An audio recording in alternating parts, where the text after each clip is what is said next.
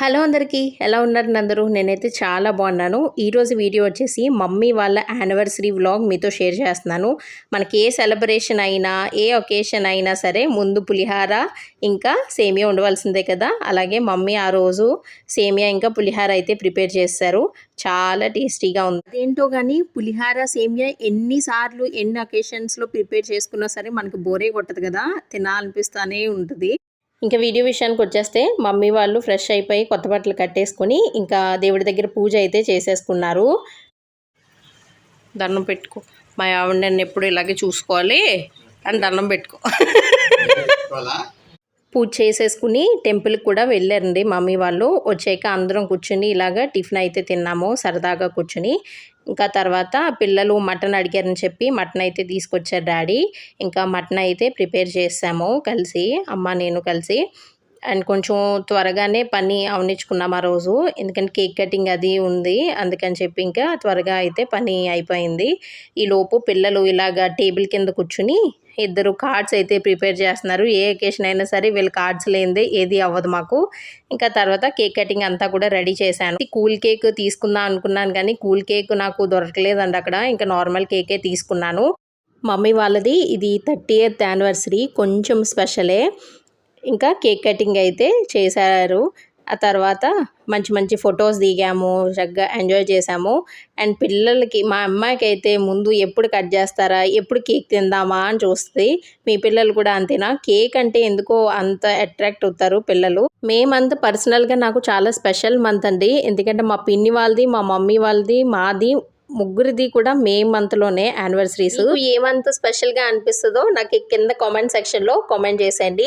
And ఇక్కడ video విషయానికి వచ్చేస్తే అందరం కూడా కేక్ అయితే ఒకరికొకరు అందరం తినిపించుకున్నాము. ఆ తర్వాత పిల్లలు కార్డ్స్ అయితే ఇచ్చారు, అది కొంచెం నార్మల్గా పెట్టాను.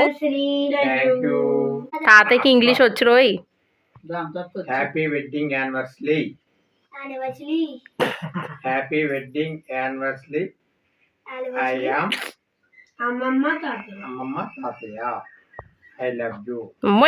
I love you. Thank you Nani. Okay అమ్మమ్మ. మినీ వ్లాగ్స్ అన్నీ కూడా నేను ఇన్స్టాగ్రామ్లో పోస్ట్ చేస్తున్నాను అండి, యూట్యూబ్లో పోస్ట్ చేయట్లేదు. అవి ఒకసారి నేను డిస్క్రిప్షన్లో లింక్ ఇస్తాను, ఒకసారి నా అకౌంట్లోకి వెళ్ళి ఒకసారి చెక్అవుట్ అయితే చేసేయండి. ఇంకా తర్వాత ఇక్కడ మమ్మీ వాళ్ళకి నానమ్మ తాతయ్య ఇద్దరు కూడా అక్షంతలు వేశారు, ఆశీర్వదించారు. పెద్దవాళ్ళ ఆశీర్వాదం ఎప్పుడూ ఉండాలి కదా మనకి, వాళ్ళ ఆశీర్వాదం ఉంటేనే మనం ఎప్పుడు హ్యాపీగా చక్కగా ఉంటాము.